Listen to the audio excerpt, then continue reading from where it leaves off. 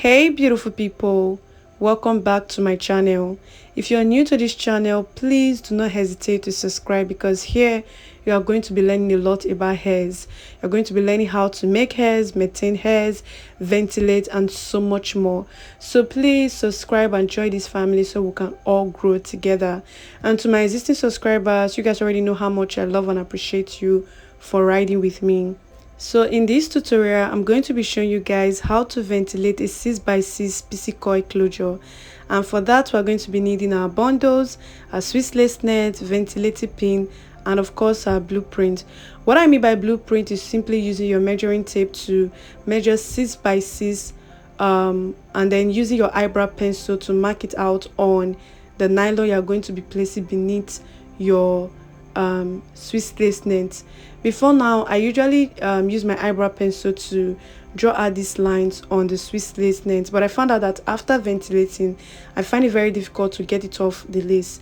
So instead of drawing it directly on the lace, I draw it on the nylon that I'll be placing under the net of the ventilation. So what this does is that it helps me to know where to start ventilating from the base and from both sides of the closure. So I would also advise you adopt this method because it makes your work so much easier. So I actually like the base of my closure very full, and that is because I want it to cover the weft of the hair when wigging at the back. So I usually like the base of my closures and frontals very full. So I'm going to be ventilating 10 to 15 lines to this effect, and I am using the double knotting technique. If you don't know what that means, you can just please watch closely to see how I am knotting the hair. So when ventilating the base, do not skip lines, do not skip holes. If you want it to be very full, or if you want it full, maybe not very full, but if you want it full enough to cover the weft of your hair, do not skip lines or holes. That's what I do personally. You can decide to actually not skip lines but skip holes, but I prefer not skipping lines and holes at the same time. So what I'm doing basically at the base, I am ventilating all the lines and all the holes at the base. So I did not show you guys the part where I prepped the hair before the ventilation, and that is because I already have a video on that. So if you want to learn how to prep your hair before ventilation, please do well to check out the video that I did on that. And also guys, I am not working with a particular number of strands in this ventilation. I am working with 2, 3, and 4 strands, but please do not work with more than 4 strands because if you take too many strands, the knot of the hair will be too visible. So I would advise you work with 2, 3, and maximum 4, and so that your closure will look natural when you install it.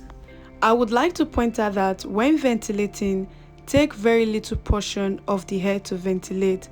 That way the hair doesn't tangle, and you can also easily use the ventilating pin to pick out the number of strands that you want to use to ventilate. So at this point, I'm going to stop talking and allow you guys watch what I'm doing. So if you have still not subscribed, please, I am literally appealing to you to subscribe and do give this video a thumbs up, and also you can share your thoughts in the comment section below.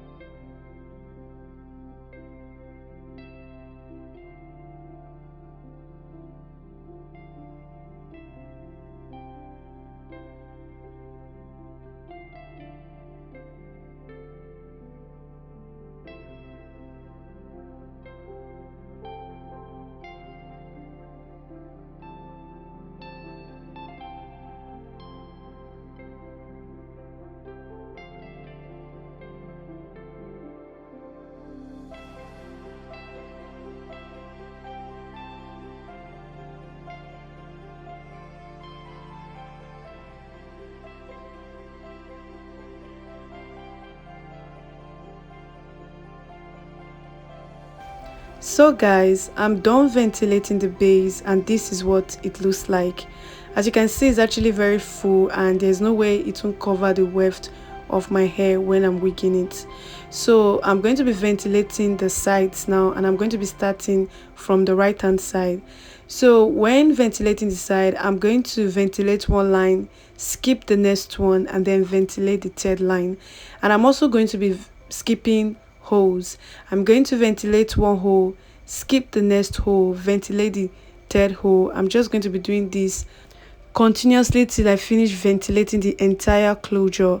So what this simply means is that whatever I'm doing at the right hand side of the closure is what I'm going to be doing at the left hand side when ventilating.